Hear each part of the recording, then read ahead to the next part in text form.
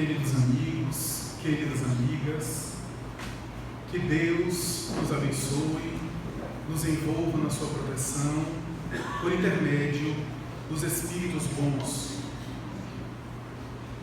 Foi em março do ano de 1832, na cidade de Weimar, na Alemanha, particularmente no dia 22 de março, quando o gênio da literatura alemã, o maior homem e talvez o pai da literatura moderna das línguas germânicas, que passara vários meses de cama, com uma enfermidade pertinaz, estava no auge da agonia, desenganado pelos médicos, Johann Goethe percebia que estava morrendo.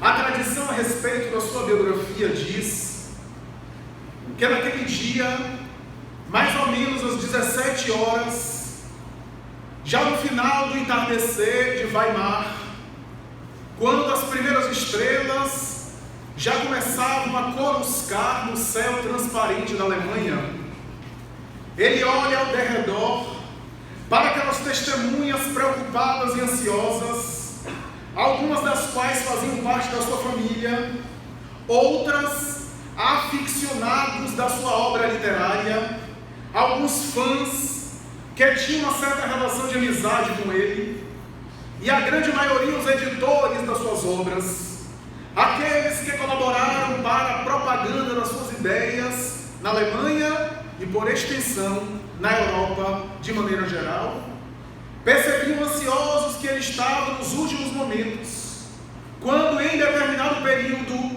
em determinada hora, olhando para cada um como se estivesse penetrando-lhe a intimidade das pessoas ali presentes, pede-lhe em uma voz rouca, quase que pálida, praticamente morrendo, túrgida na garganta, mas que consegue silabar uma expressão que seria notada mais tarde na tradição da sua biografia: mehr Licht, mais luz, mais luz.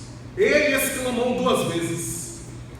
As pessoas começaram a aproximar-se das cortinas daquela sala onde ele acamado se encontrava, abrindo-as para que o final do entardecer pudesse ainda derramar alguma claridade sobre aquele recinto. Mas ele, depois de alguns momentos, quase que de noite, voltava a exclamar: Mehr, mais luz.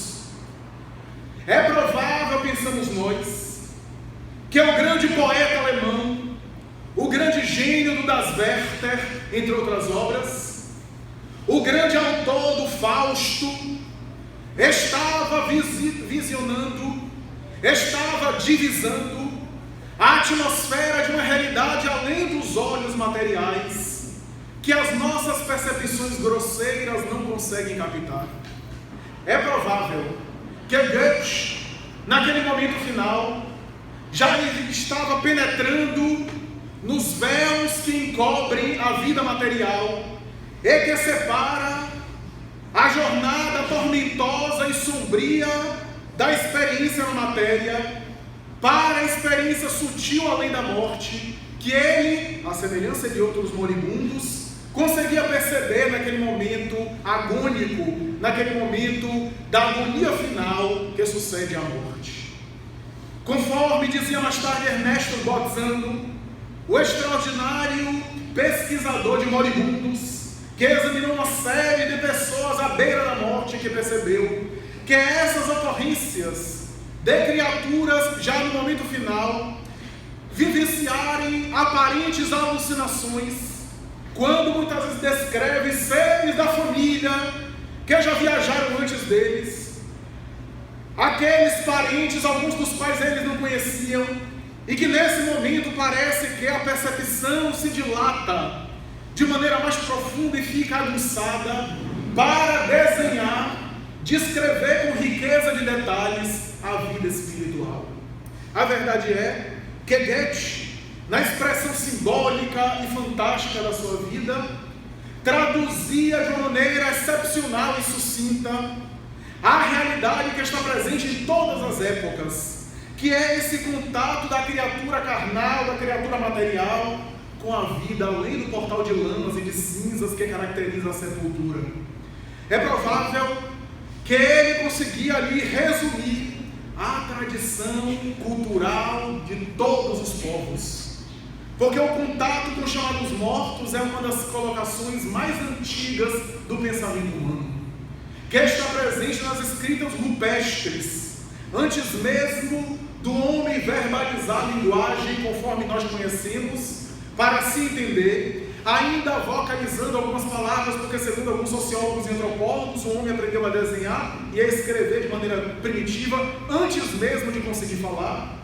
Já existia no período paleolítico, no período neandertal, escritas e desenhos nas cavernas, sugerindo os mortos que depois da cadaverização, depois da sepultura, voltavam para se comunicar com as criaturas humanas. Em um belo trabalho de antropólogos e sociólogos, constata-se que no período glaciário de Guns, no homem da pedra lascada, havia sempre a caveira ou a cabeça na porta das furnas, voltada para o oeste, e aquela era uma forma de crença, segundo esses estudiosos, uma forma de superstição, que eles acreditavam que aquele crânio humano na porta das cavernas poderia defendê-los, protegê-los das almas dos mortos que voltavam para se comunicar, demonstrando que essa ideia de que a vida prossegue além da morte e que os mortos confabulam com os chamados vivos não é fruto de uma escolarização específica,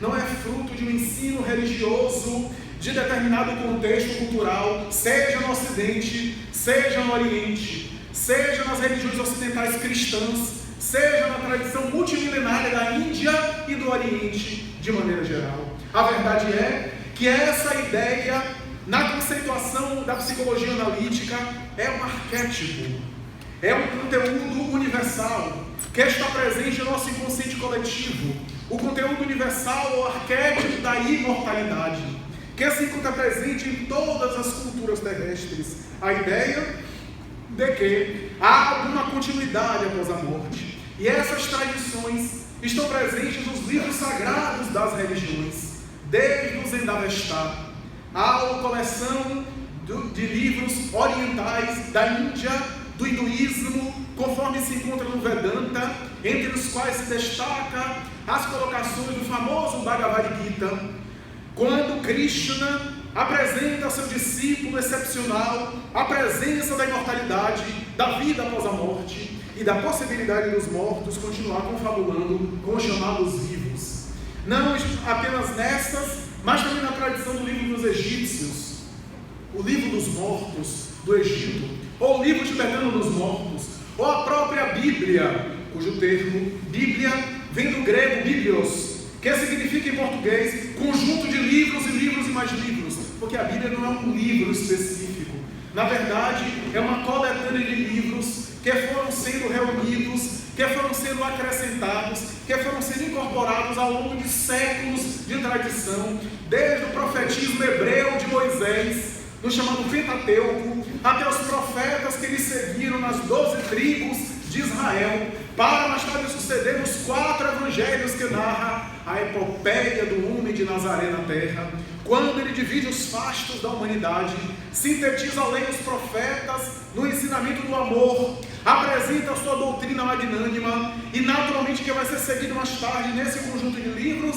pelos 27 livros que compõem o Novo Testamento, não apenas os 4 evangelhos, mas também as epístolas paulinas, as cartas de alguns outros apóstolos, até culminar na visão profética de João a respeito do Apocalipse. Está ali tudo presente de uma maneira fantástica, mas em toda a Bíblia nós percebemos a presença da imortalidade e o interesse dos chamados encarnados ou vivos querendo entender a vida após a morte. O que é que sucede ao indivíduo após a morte? É por isso que na tradição de todos os povos há sempre a ideia lógica, bem se vê, ainda que é distorcida, envolvida em superstições, travestida em crendices, exagerada pelas paixões humanas, mas sempre houve a ideia de uma compensação após a morte, pelo tipo de vida que o indivíduo levasse durante a vilegiatura de natureza carnal, durante a experiência na matéria. É assim que a gente vê desde as expressões de Telêmaco até as grandes tradições da mitologia grega, do Hades, as regiões infernais, aos campos elíseos da tradição greco-romana, até as grandes manifestações da mitologia romana também, para culminar mais tarde na tradição cristã, na tradição hebreia, toda ela feita de fastos extraordinárias, de riquezas em que a alma das criaturas humanas viajava para as hienas e depois vinha se comunicar e tentar dizer como se encontrava após a experiência no corpo de carne. É assim que nós iremos constatar essa experiência notável, essa vivência desses homens e mulheres que na própria Bíblia escreveram desde Moisés, nos chamados 10 mandamentos, o Decálogo, a famosa lei que está escrita no Antigo Testamento, até mais tarde a anunciação do Senhor, que por Maria aparece o anjo Gabriel, ou por Simeão, que intui uma epifania, a presença de Jesus na terra, e essas profecias que se sucedem, ou então o rei Saul, que dialoga com o espírito de Samuel, através da bruxa ou da sensitiva do Endor, por meio da qual o próprio rei diz ao seu amigo que parasse com a guerra que havia desencadeado. Ou assim se sucedem as experiências para culminar em Jesus, que sobe a montanha do Tabor, diante de quem aparecem Elias e Moisés, as duas pessoas mais importantes da raça hebraica, para confabular com o mestre e atestar que ele era o Messias esperado das tradições antigas. Aliás, Moisés, que havia proibido a comunicação com os mortos. Algumas pessoas dizem que a comunicação dos mortos não é possível porque Moisés proibiu. Ora bem, se Moisés proibiu, porque ele só podia proibir alguma coisa que era possível. Imagina alguém proibir o uso de telefone celular sem o telefone celular existir. Legislar é apresentar e coibir o abuso através de leis que educam, disciplinam a sociedade e formatam seus códigos civis, os seus códigos de ética para organizar a sociedade de uma maneira geral. Moisés não poderia proibir uma coisa que era impossível. Se ele, em Deuteronômio principalmente, quando estabelece a proibição da comunicação com os mortos, porque os indivíduos utilizavam a evocação de uma maneira promíscua, antiética, distorcida, onde perguntavam as perguntas mais esdrúxulas para os espíritos, onde faziam de espíritos oráculos fúteis, aliás, levianos, e por isso, para estabelecer uma ética mediúnica, Moisés proíbe a evocação dos mortos. Mais tarde ele vai dizer, no entanto, que bom se todos profetizassem como profetiza o profeta Joel.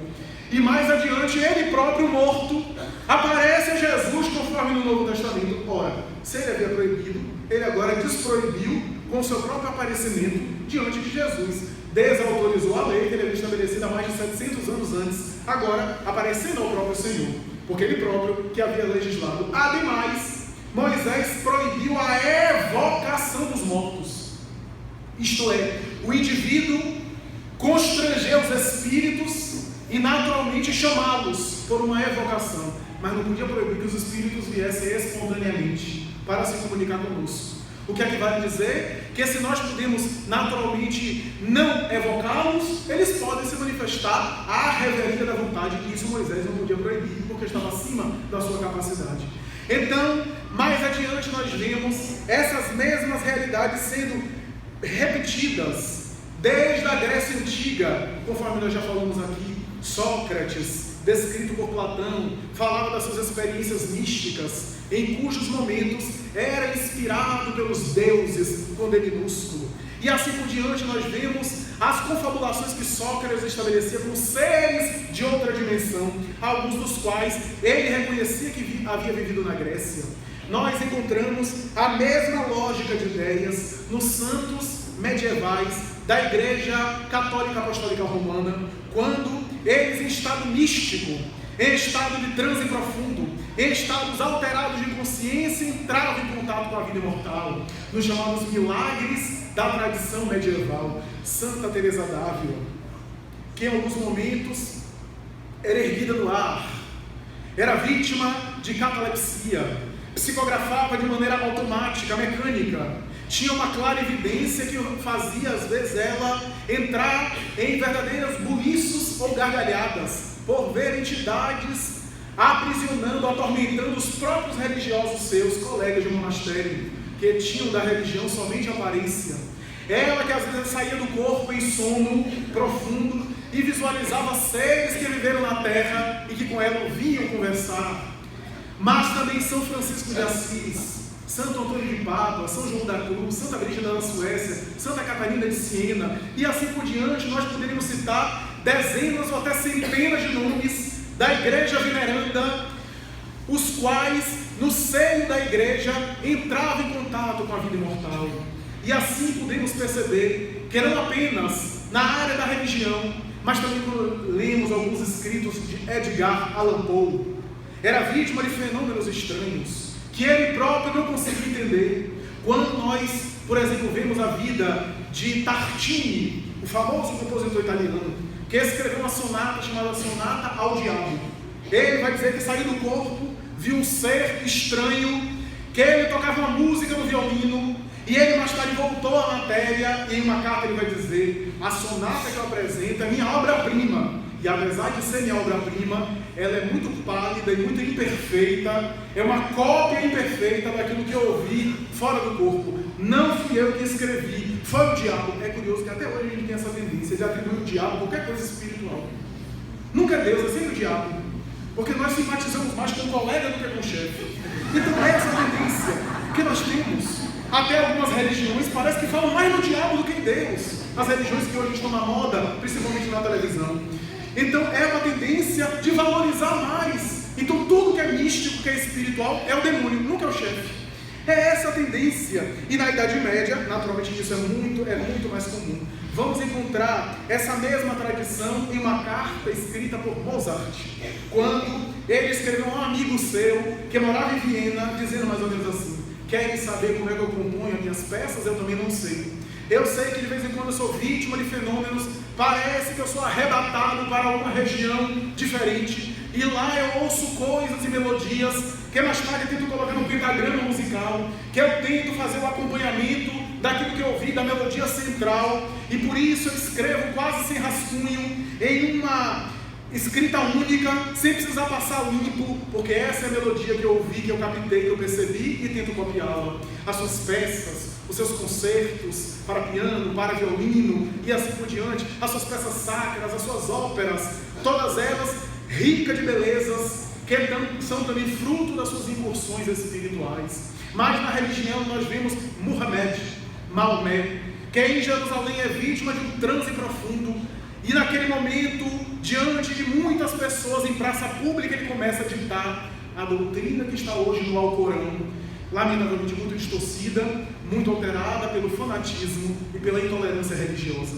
A verdade é que esses fenômenos se repetem. Na Idade Média, com Dante Alighieri, que era levado ao inferno e ao purgatório na Divina Comédia, escrita, aliás, como fruto da sua experiência fora do corpo com Virgílio, o poeta latino. Esse pai da literatura italiana escreveu a obra que é considerada a obra-prima da Idade Média, profundamente em transe paranormal, Daudet, imortal da Academia Francesa de Letras. Disse que escreveu a sua obra Cartas ao meu moinho enquanto estava dormindo. Ou Voltaire, que escreveu o Cântico do Henriade enquanto dormia e enquanto sonhava. E assim nós podemos ver essas experiências que se repetem a miúde, para falar de fenômenos que transcendem a condição da criatura e para nós entendermos a vida após a morte. A verdade é que em pleno século XIX, homens extraordinários como Carl Gustav Jung, que teve uma vida inteira de conflitos, ora aceitando os fenômenos que aconteciam com ele, ora atribuindo aos fenômenos que aconteciam com ele uma manifestação arquetípica do inconsciente, ou o medo que ele tinha terrível da morte, e por isso ele vivenciava experiências paranormais, mas não conseguia explicar como é que ele saía do corpo, visualizava fenômenos que mais tarde ele ia conferir e eram reais. Como é que era apenas o medo do inconsciente, se esse inconsciente conseguia perceber fatos que ele não sabia e que mais tarde se confirmava. E se ele não sabia, ele não pôde ter arquivado no inconsciente para depois acessar, porque tudo aquilo que está no inconsciente é porque a gente já registrou, foi arquivado, mais tarde a gente acessa. E ele não conseguia. Daí, hora da sua vida, ele aceitava o fenômeno, ora ele negava. E chegou no final da vida, conforme está na obra Memórias, Sonhos e Reflexões, a sua autobiografia, onde ele declara: eu não tenho certeza de nada, não sei nada, não nego nada, também não afirmo nada, e minha vida é uma grande interrogação, porque eu não tenho certeza de coisa nenhuma.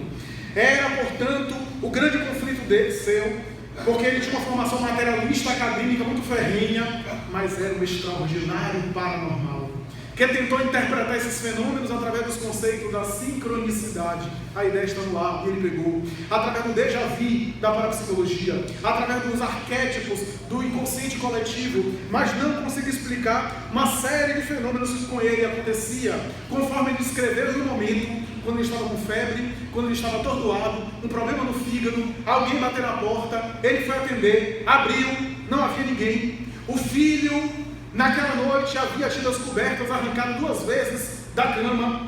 A sua filha teve pesadelos estranhos. Ele próprio não conseguia dormir, parecendo que ideias povoavam sua mente, uma compressão no peito. Desceu as escadarias para respirar um ar puro. A sua mulher também ouviu coisas estranhas ao longo da noite e relatava para ele, acordando mais uma vez. E quando ele abre a porta, diante da campainha que toca, e não havia ninguém, ele foi tomado pelo desespero e começou a gritar: o que é que desejam de mim? E diz ele, nessa mesma biografia citada, uma voz lhe disse: nós viemos de Jerusalém, e o que fomos lá procurar, não conseguimos encontrar. A partir daí, afirma Carl Gustav Jung, um dos pais da psicanálise moderna, ele foi vítima de um transe, entrou num transe profundo, e escreveu em 3 dias e 3 noites, uma das suas obras-primas como psiquiatra, a obra chamada Os 7 Sermões dos Mortos, falando de questões psicanalíticas, mas também de questões transcendentais, luminosas, que ele colocava e que coroava a sua carreira como pai da psicologia analítica. A grande verdade é que, não obstante toda essa saga das tradições culturais de todos os povos, a ideia da imortalidade sempre foi imprecisa. Sempre houve uma intuição de que há alguma coisa, mas não se havia uma visão palpável de que como é essa vida após a morte. Havia uma ideia de que deve haver sobrevida, como dizia Platão: se não houver vida após a morte, bom negócio fazem os maus, porque são maus, são perversos, gozam o que podem gozar, e depois acaba tudo. Então eles fizeram um bom negócio. Mas ai deles, porque a vida continua, e terão que responder perante a própria consciência, no eidos, no mundo das ideias, conforme a descrição de Platão. Mas não havia uma ideia precisa de como é essa vida após a morte.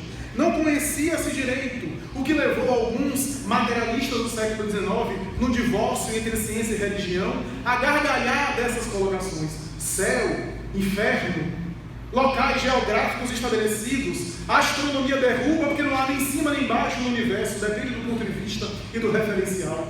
E a ciência que surgia nos laboratórios no século XIX, de alguma forma tentava destruir e quase dava um golpe final na tradição religiosa dogmática. A religião estava tão humilhada e tão desvalorizada que alguns filósofos chegavam a dizer, a cultura europeia de maneira geral dizia que aquela pessoa que fala em religião, em alma, em Deus, é uma criatura idiota que não sabe pensar.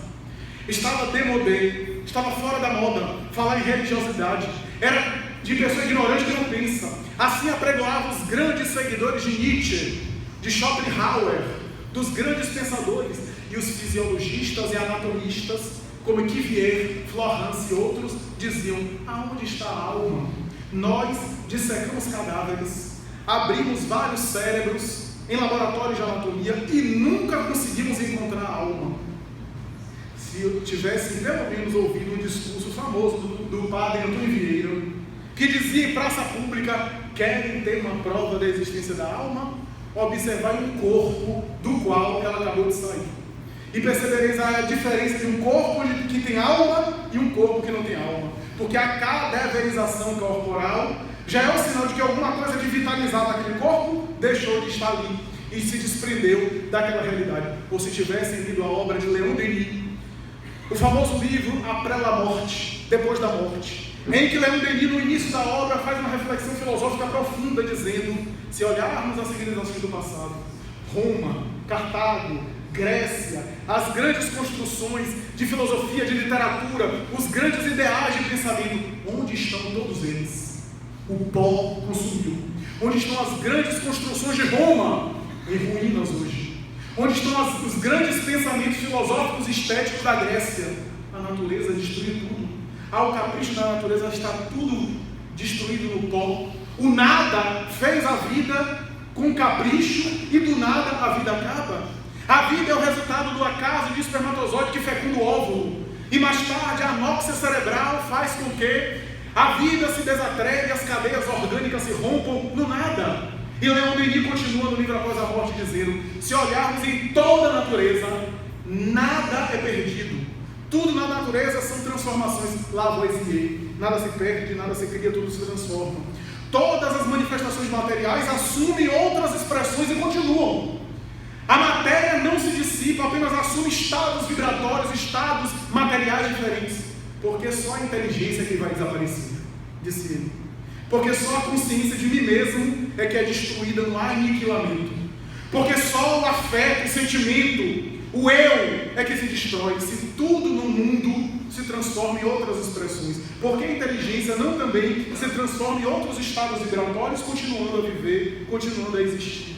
Eram as colocações de Leon Denis. Mas, em que pese o brilhantismo de Leon Denis, Allan Kardec foi quem conseguiu estruturar na doutrina espírita as páginas mais luminosas que o pensamento filosófico já conseguiu enxergar. Allan Kardec, no Livro dos Espíritos, quando apresenta a cultura mundial, a obra que inaugura a doutrina espírita, destrói a maior ilusão que existe na história do mundo. O maior engano que nos ensinaram ao longo dos tempos. O engano que nós vamos morrer e deixar de viver. Allan Kardec consegue, de uma forma brilhante, demonstrar que a morte é apenas um passaporte para uma outra vida. Um passaporte, aliás, para uma continuidade da vida que se começou na experiência carnal, na experiência biológica. Allan Kardec confirma o postulado de todas as religiões, através de um método experimental, como diz ele em O Livro dos Médiuns, um método laboratorial, entre aspas, cuja cobaia é a própria mediunidade, que ele utiliza para confirmar as realidades do mundo espiritual. Enquanto Sócrates conversava com seu daimon, o seu anjo da guarda, Allan Kardec dialogou com centenas de seres espirituais, com médiuns de diversas partes do mundo, com seres de outra dimensão e médiuns de culturas diferentes que não se conheciam, estabelecendo contato e correspondência com mais de 1000 centros espiritualistas do mundo, para estabelecer uma noção, frio que ele era, frio no bom sentido, frio para a pesquisa, para a razão, frio do ponto de vista da investigação, racional, imparcial, para ter uma ideia da vida espiritual. E ele vai dizer: não foi o espiritismo que criou os espíritos, foram os espíritos que se comunicaram e elaboraram o espiritismo. O espiritismo é a única ciência que não partiu da hipótese para se chegar a uma verificação, partiu do fato para depois elaborar as conclusões, partiu, portanto, do fenômeno que é um fato para se chegar às explicações desse fenômeno. O espiritismo vai naturalmente, através do Livro dos Espíritos, na sua feição filosófica, apresentar as grandes questões que inquietam o ser humano na Terra. Como se conduzir, social, antropológica, psicológica, ética, econômica, materialmente. Allan Kardec faz um verdadeiro mapa das grandes questões que inquietam o espírito humano. 1019 perguntas, 1019 respostas. Questões sobre ética, sobre sociologia, sobre antropologia, sobre religião, sobre psiquiatria, sobre cosmologia.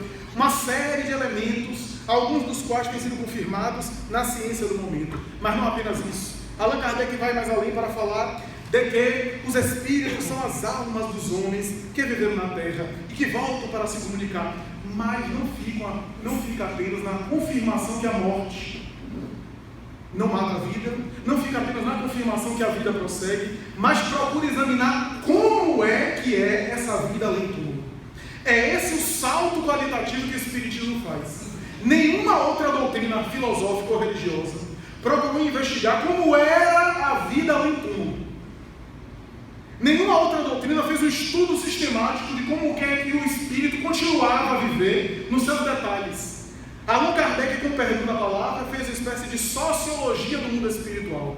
E ele vai dizer isso na obra que é homenageada, O Céu e o Inferno. A Justiça Divina segundo o Espiritismo, em cuja primeira parte ele examina as grandes questões teológicas, purgatório, inferno, céu, fazendo histórico desses conceitos e colocando a visão espírita a respeito desse fenômeno, falando das origens desses elementos para culminar na análise espírita.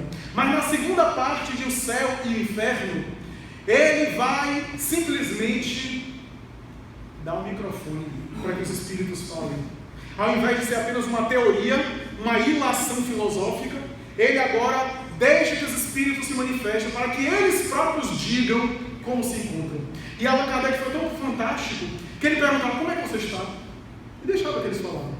E cada um dizia como se encontrava. Estabeleceu então uma correspondência entre o tipo de vida que a pessoa levou no mundo material e o tipo de vida que a pessoa está tendo agora além da morte, após a morte. E foi isso que fez. Ele chegou a dizer: um cientista das ciências sociais, examinando uma cultura, vai examinar as várias classes, desde as classes mais humildes até as classes de maior projeção cultural, política, social, para ter uma ideia daquela população, daquela cultura específica. Todo estudioso das ciências sociais vai tentar fazer isso, dizer na sua época.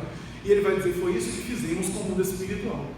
Entrevistamos desde espíritos angélicos até seres bem primitivos, para termos uma ideia de como é a vida no além-túmulo. Cada um dos depoimentos que Allan Kardec ofereceu em O Céu e o Inferno são verdadeiras aulas de como é a vida espiritual. Ele havia estabelecido que o ser, quando morre, o ser material quando morre, passa por uma espécie de perturbação. Ninguém entende o termo perturbação espiritual que Allan Kardec coloca na obra como sendo um sofrimento necessariamente. A perturbação que ele coloca é o despertar para o além-túmulo.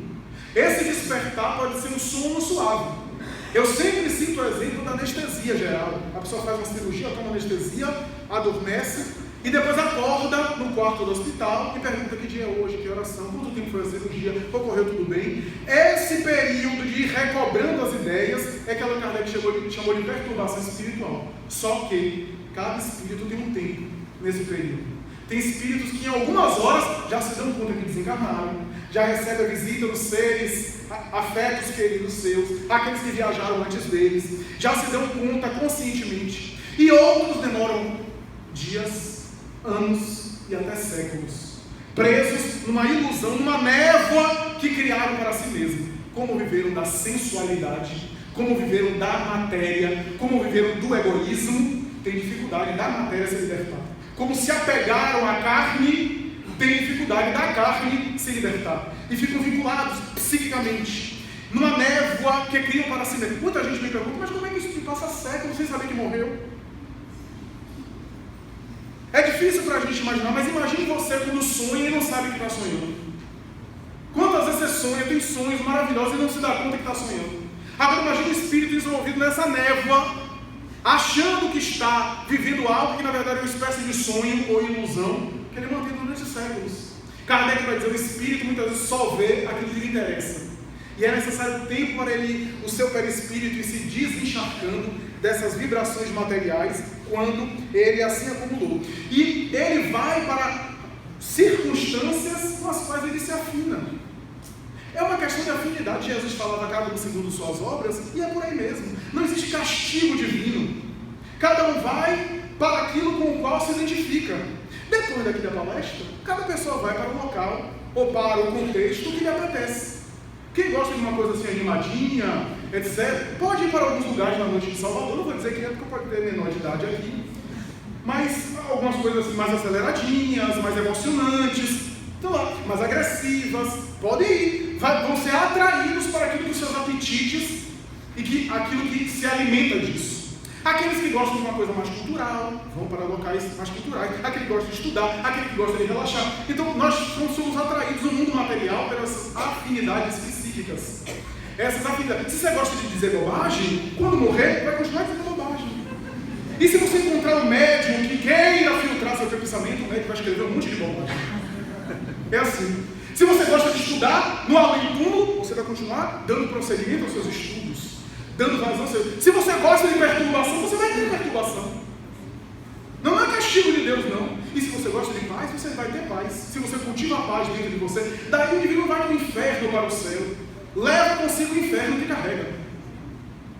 E os locais geográficos, aspas, os locais psíquicos refletem o seu estado interior, o seu estado íntimo. Jesus falava, há muitas moradas na casa do meu Pai.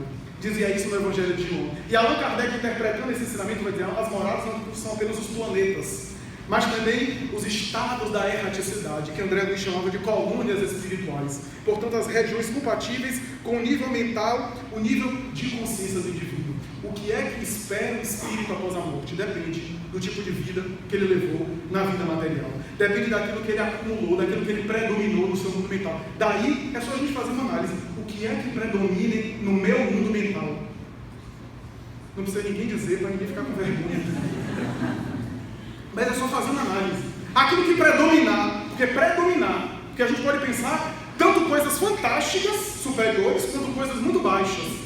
Né? Mas aquilo que predomina no nosso mundo mental é a nossa realidade interior. É essa realidade que se manifesta no nosso comportamento, porque tudo que predomina em nossa mente é o que a gente se comporta. Via de regra, grosso modo é isso. Então é para essa região que a gente vai, região psíquica. Por isso o reino de Deus está dentro de vós, disse Jesus. Ou seja, deve ser cultivado, deve ser construído. Quando a gente vê o depoimento de André Luiz, desperta no além-túmulo, nessa ilusão, 8 anos, vagando para lá e para cá, vendo a barba crescer, vendo as necessidades físicas e fisiológicas, a calça se romper, todas as necessidades físicas que ele tinha e continuava tendo. Por quê? Porque ele tinha essa culpa, o perispírito dele estava encharcado de sensualidade, que eram os excessos que ele se permitia na terra. Então continuou com essas sensações das quais ele não conseguia. Porque, meus amigos, se eu gosto de cafezinho, depois daqui eu tomo um cafezinho. Eu tenho um hábito, nada normal, mas se eu não tomar café, eu quero matar alguém, quero voar no pescoço, quero morder, quero cometer homicídio, aí eu já sou dependente. O que é que isso quer dizer? Que esses hábitos normais que a gente tem, e alguns dos quais são do equipamento, ao desprender da matéria, a gente se adapta no mundo espiritual sem eles, e se libera, porque são hábitos temporários do mundo físico. Mas aqueles condicionamentos fortes, que são vícios, esses prosseguem no mundo espiritual, causando tormento no ser espiritual.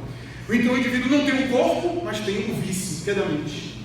Os excessos de toda sorte. E isso que faz ele sofrer. Quando a gente vê Goethe citado, comunicando-se a Allan Kardec na Revista Espírita, e Allan Kardec recebendo da Revista Espírita a informação, Goethe dizendo, me arrependo de algumas obras que eu escrevi, que induziam algumas pessoas ao suicídio e à depressão. Embora fosse um grande gênio, no mundo espiritual, amparado pela espiritualidade e pelos seus méritos, mas ainda assim se sentia arrependido pelo mal que havia feito em algumas obras que induziu a juventude europeia à amargura, à depressão e até o autocídio. Por outro lado, nós vemos Chico Xavier falando de Bezerra de Menezes. Sueli Caldas Schubert também fala em uma das suas obras, que ao despertar no além-túmulo, depois de uma enfermidade longa, cerebral, inclusive, que o levou ao coma, o médico dos pobres, famoso do Rio de Janeiro, embora nascido no Ceará, foi despertando lentamente, abrindo os olhos, olhou ao redor e viu um ser diáfano, que se comunicava com ele na Federação Espírita Brasileira, na sede da Avenida Rio Passo, do Rio de Janeiro. Olha para ele e diz, doutor Bezerra, desperte, sou eu, Celina. Ele abriu os olhos, Celina, minha filha, você? Sou eu, vim recebê-lo. A enfermidade cruel e pertinaz cessou. Cessou no corpo, porque você já está na vida verdadeira. Ele olha a região onde estava, uma casa muito simples, mas muito bonita, começa a chorar e diz, meu Deus, é verdade aquilo que a gente acreditava, é verdade. E Celina disse, você já pode conhecer a região transcendental onde você está, em nome de Maria Santíssima, a mensageira e mãe de Jesus, eu venho recebê-lo em nome dela, porque tive encargo pessoalmente dela para vir receber-lhe no reino dos céus, no mundo espiritual, pelos seus trabalhos incessantes na pátria do Evangelho, no coração do mundo. Bezerra de Menezes abriu os olhos e viu uma multidão de pessoas olhando pela janela aberta da casa, da residência, alguns à porta, uma fila quilométrica. Ele disse: minha filha, quanta gente é esse? Que mundaréu de gente é esse? E Celina disse: são as criaturas que você confortou, que passaram por você. Mas eu não lembro. É porque muitas vezes as suas mãos caridosas nem procuraram registrar e memorizar os beneficiados da sua caridade, mas estão aqui, e eles nunca esqueceram e vieram te agradecer, vieram lhe receber além do túmulo. E ele diz que a maior alegria foi ver o resultado daquilo que ele fez na terra, alguns resultados que ele não tinha ideia da repercussão, porque o bem que a gente faz, a gente não tem ideia da repercussão e do raio de ação que pode alcançar. Às vezes uma palavra amiga, uma orientação aqui, que a gente não dá tanta importância, tem uma repercussão tão grande na modificação daquela pessoa, que mais tarde vai interferir na sua família, que vai se sensibilizar com a sua mudança, e nós também somos responsáveis por aquilo. E granjeamos, como diz Paulo, uma nuvem de testemunhas que simpatiza conosco, e que forma aquilo que ele também chamava de couraça da caridade. E assim por diante. Nós vemos, por exemplo, Lívia, a personagem do livro Há 2000 anos, esposa de Emmanuel, na época que ele era senador romano, há 2000 anos atrás, o Públio Lentulus. Ele que tanto a desprezou, e embora amando-a, foi muito cruel com ela durante 25 anos. E mais tarde ela se entrega à arena, sendo despedaçada pelos leões, em um momento muito angustiante do cristianismo, quando as perseguições começavam em Roma, e Nero havia desencadeado uma cruel perseguição, matando crianças e mulheres inclusive. E ela, que no momento final troca de roupa com a escrava Ana, porque pede a Ana: eu quero entrar no círculo máximo humilde, sempre vivi com traje de patrícia, mas no momento final me dá essa oportunidade de morrer com o traje de uma serva. E sem perceber, Ana, trocando de roupa com ela, tem a sua vida salva. Porque quando o soldado romano chega e diz: olha, a gente não quer problema com nenhuma patrícia, e ela está vestida de patrícia, solte-a. Ana olha para Lívia, a sua empregada, a sua serva é liberada, e ela vai para a arena. Ele, o marido, estava naquele dia assistindo o espetáculo como senador de Roma, ele assistiu os espetáculos. Quando ele olha, ele ainda tenta reagir, mas é tarde demais. Ela ajoelha e é despedaçada por uma fera.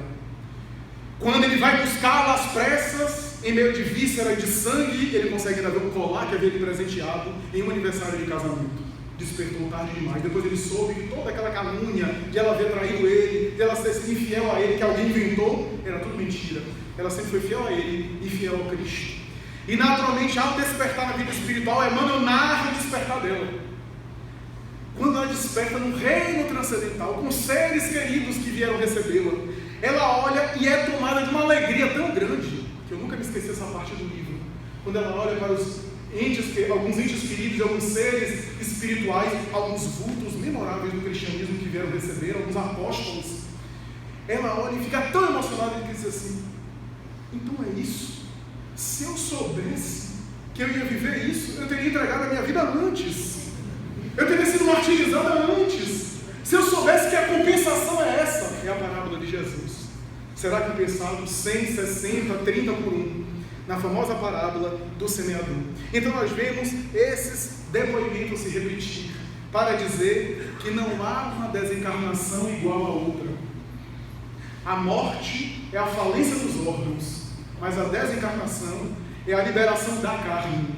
Há criaturas que morrem, mas não conseguem desencarnar, porque ainda ficam presas à carne, ainda que presas psiquicamente. E a grande proposta do Espiritismo em O Céu e o Inferno, e Allan Kardec anota isso no capítulo O Passamento, ou A Passagem, é justamente desencarnar durante a experiência física.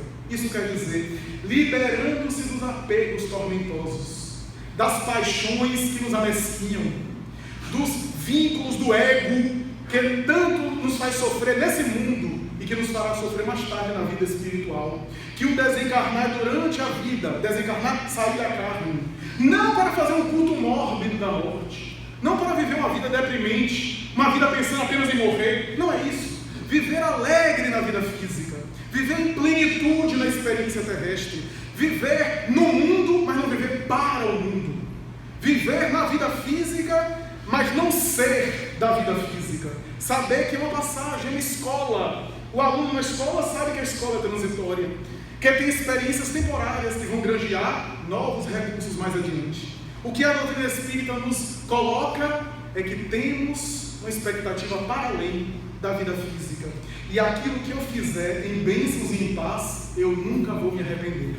Nunca vou me arrepender daquilo que eu fizer em bem, em amor, em espiritualidade. Para concluir, eu já contei aqui a saga de Antônio Loreto Flores, um dos maiores médiuns das Minas Gerais. Esse mineiro que conheceu Chico Xavier, é que Chico Xavier mais tarde vai contar sobre a sua vida para alguns amigos. Flores era um notável médium de cura, um notável médium de efeito físico e um psicógrafo admirável. Esse homem extraordinário, que embora tinha vários problemas de enfermidade, curava muitas pessoas, porque às vezes é a saga do próprio médium. Esse homem admirável que tinha a noção da aproximação dos espíritos, porque se adestrou psiquicamente para saber o fluido e a qualidade dos fluidos dos espíritos que se aproximavam. Quando é um espírito tranquilo, o espírito irradia isso, e o médium, que é bem educado, ele percebe. Dona Bernadette está aqui de prova para atestar isso melhor que eu. Quando uma entidade é agressiva, inquieta, ela não consegue fingir os fluidos que irradia, porque transmite ela pode até tentar aparentar ser uma outra entidade, mas ela não consegue enganar pela irradiação. E se o médium é bem educado, ele capta a irradiação do espírito. E um espírito inferior e ignorante é sempre ansioso, inquieto, irritado. E uma entidade nobre é sempre que transmite paz, uma irradiação tranquila. Deve ser assim que irmão Jerônimo se aproxima de Dona Bernadette. É essa irradiação de paz, de tranquilidade. E então Antônio Loreto Flores dava mostra da sua mediunidade, mas tinha um câncer pertinaz. E um dia Chico Xavier, conversando com ele, disse: Flores, eu estou tocando aqui na sua mão, porque Chico Xavier conversava como todo mineiro, tocando nas pessoas, abraçando, tocando na mão, pegando na mãozinha. E aí, Flores, eu estou tocando aqui na sua mão esquerda, está toda fria, mas o seu braço direito está quente. Ele diz: olha, o braço direito está quente porque é esquisitice da mediunidade. Às vezes eu tenho essas alterações de temperatura. E o braço direito, eu acho que é uma problemática orgânica. Ele tinha uma série de problemas, que já estava naturalmente espalhado o câncer, e continuava trabalhando até o fim, em um denodado esforço. E ele dizia: as pessoas chegam aqui para receber cura mediúnica, quando me veem já se decepcionam, porque eu com problema de saúde curando as pessoas, veja só. Flores desencarnou 2 semanas depois, e disse Chico Xavier em um depoimento para Ramiro Gama, que no mesmo dia, o que é raro, porque o espírito demora um tempo para se adaptar, no mesmo dia Flores aparece a ele, saudável, diz: Flores, como você está bonito, saudável. E ele diz: pois é, aquela era a experiência necessária no corpo físico que formou o meu corpo espiritual em bênçãos. E Chico perguntou: mas Flores, morrer dói? E ele disse: não, Chico, morrer não dói. Talvez doa o processo antes, toda a experiência antes, mas no momento da morte não há dor. Há aquela espécie de alívio. Eu experimentei como se fosse aquela queda de elevador, ou aqueles sonhos que a gente tem, que a gente sonha e sonha caindo e desperta.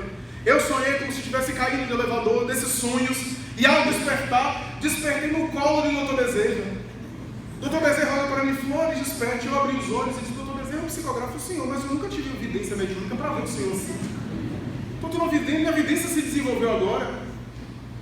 Que negócio é esse? Eu estou vendo você com nitidez, e você é desencarnado. E Bezerra disse: você também. Chico, Bezerra quase me mata pela segunda vez. Deu um susto quando você também. Eu quase morri pela segunda vez. Mas eu estava ótimo, em vitalidade, morrer não dói. E Chico disse: mas aquela cara que o morto faz antes de morrer, aquela coisa que, como se quisesse dizer alguma coisa, fantasias. Aquele momento ali são os esfíncteres que relaxam, os gases. O morto não queria dizer. Se não disse na vida, não vai dizer nada no final. Naturalmente que a vida prossegue, Chico, e diga aos nossos irmãos do grupo espírita da prece que os mortos estão de pé, que a vida continua, que há todo um paraíso, uma fauna e flora no mundo espiritual muito mais rico que a nossa imaginação pode conceber, além da morte. Muita paz.